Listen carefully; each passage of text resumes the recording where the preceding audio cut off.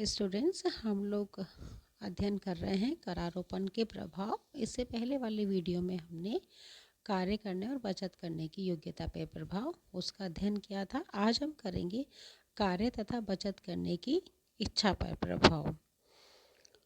इसके अंतर्गत हम करेंगे व्यक्तिगत प्रतिक्रियाओं की प्रकृति। करारोपण व्यक्तियों की काम एवं बचत करने की इच्छा को किस सीमा तक प्रभावित करता है, यह दो तथ्यों पर निर्भर करता है। पहला, करदाता की मानसिक प्रतिक्रियाएं और दूसरा, करों की प्रकृति।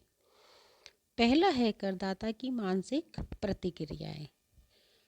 करारोपण से व्यक्ति के मस्तिष्क में क्या प्रतिक्रियाएं उत्पन्न होती हैं, यह उस व्यक्ति की आय की मांग की लोच पर निर्भर करता है। व्यक्ति की आय की मांग की लोच का अभिप्राय यह है कि व्यक्ति अधिक आय को प्राप्त करने के लिए कितना अधिक प्रयास करने को तैयार होता है। आय की मांग लोच तीन प्रकार की होती है। पहला, आय की बेलोचदार मांग। दूसरा, आय की मांग का लोचदार होना। तीसरा, आय की मांग की लोच इकाई के बराबर होना। पहला है आय की बेलोचदार मांग। आय की मांग तब बेलोचदार होती है जब मनुष्य एक निश्चित आय मांग करता है। उदाहरण के लिए, एक व्यक्ति अच्छा जीवन स्तर बनाए रखने के लिए 10,000 रुपये मासिक की आवश्यकता को महसूस करता है और वह इस जीवन स्तर को सदैव बनाए रखना चाहता है। अब यदि उसकी आय पर 1,000 रुपये प्रति मास का कर लगाया जाता है तो उसे अपने जीवन स्तर को पहले की तरह बनाए रखने के लिए इतना अधिक परिश्रम करना पड़ेगा कि वो अब 11,000 रुपये कमा सके।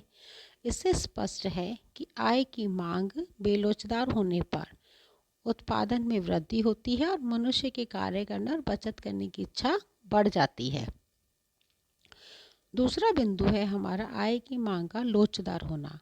आय की मांग लोचदार उस समय कहलाती है जब वह एक निश्चित आय को प्राप्त करने के लिए प्रयत्नशील या इच्छुक नहीं होता। ऐसी स्थिति में करारोपण से उसके काम तथा बचत करने की इच्छा पे बुरा प्रभाव पड़ता है। डाल्टन कहते हैं कि यदि आय की मांग बेलोचदार हो तो कर की दर को बढ़ा दो और यदि आय की मांग लोचदार हो तो कर की दर को घटा दो।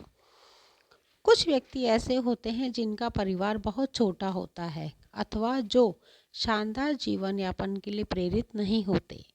इस प्रकार के व्यक्तियों की आय की मांग लोचदार होती है। ऐसे व्यक्ति यह जानते हुए कि करारोपण से उनकी वास्तविक आय घट गई है, वे ना तो अधिक परिश्रम करते हैं और ना ही कुछ बचत करने की चिंता करते हैं। तीसरा बिंदु है हमारा आय की मांग की लोच इकाई के बराबर होना। समाज में कुछ लोग ऐसे होते हैं जिनकी आय की मांग की लोच इकाई के बराबर होती है, अर्थात उनके काम करने और बचत करने की इच्छा समान रहती है। ऐसे व्यक्ति बराबर काम और बचत करते रहते हैं क्योंकि यह एक उनकी आदत बन गई है। इसके अतिरिक्त व्यक्तियों में प्रतियोगिता की भावना भी होती है। ऐसी स्थिति में सभी व्यक्तियों की आय में समान रूप से परिवर्तन कर दिया जाए तो उनकी तुलनात्मक स्थिति पहले के समान रहेगी और लोगों के कार्य करने और बचत करने की इच्छा पे विपरीत प्रभाव नहीं पड़ेगा। ये तो हमारा था करदाता की मानसिक प्रतिक्रियाओं के अंतर्गत हमने किया आय की बेलोचदार मांग, आय की मांग का लोचदार होना और आय की मांग की लोच इकाई के बराबर होना। अब हमारा बी पॉइंट था करों की प्रकृति। प्रकृति के अनुसार सभी करों की प्रकृति एक समान नहीं होती है, अतः सभी के प्रभाव भी एक जैसे नहीं होते हैं। जैसे कुछ कर ऐसे होते हैं जो बचत करने एवं काम करने की इच्छा पर कोई प्रभाव नहीं डालते हैं। जैसे लॉटरी या हॉर्स रेस में आकस्मिक आयों पर कर, युद्धकालीन अतिरिक्त आय पर कर, उत्तराधिकारी में प्राप्त संपत्ति पर कर। चूँकि करदाता को इस प्रकार की कोई आशा ही नहीं होती है और ना ही इन्हें प्राप्त करने के लिए उसे कोई मेहनत करनी पड़ती है, अतः जब इन पर कर लगाया जाता है तो करदाता को इसका भुगतान करना बुरा नहीं लगता। फलस्वरूप ऐसे करों का व्यक्तियों के काम करने और बचत करने की इच्छा पे कोई प्रभाव नहीं पड़ता है।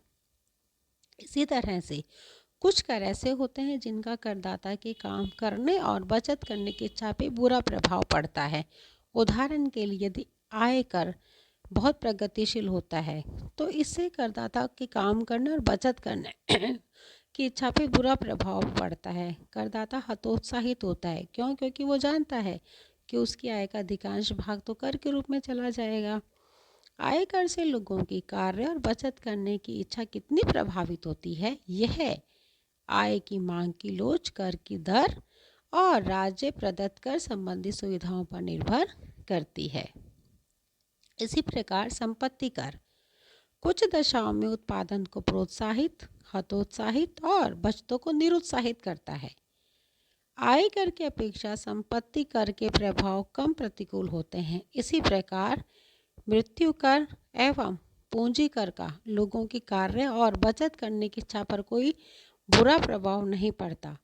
मृत्यु कर किसी भी अवस्था में बचत को हतोत्साहित नहीं करते। पूंजी कर काम करने और बचाने की इच्छा पे बुरा प्रभाव नहीं डालते, क्योंकि करदाता यह जानता है कि इसका भुगतान उसे बराबर नहीं करना होगा। वस्तुओं और सेवाओं पर लगाए जाने वाले कर से उपभोग कम हो सकते हैं। उत्पादन अप्रत्यक्ष रूप से प्रभावित हो सकता है। वस्तुओं के मूल्य बढ़ जाने से उपभोक्ताओं की मांग कम हो जाती है, जिससे उत्पादकों को अपना उत्पादन कम करना पड़ता है। यही प्रभाव बिक्री करों का होता है। सीमा कर अन्य देशों के उद्योगों को संरक्षण और प्रोत्साहन देते हैं। सीमा कर तभी अच्छे सिद्ध हो सकते हैं जब देश के कुशल उद्योगों को संरक्षण प्रदान किया जाए।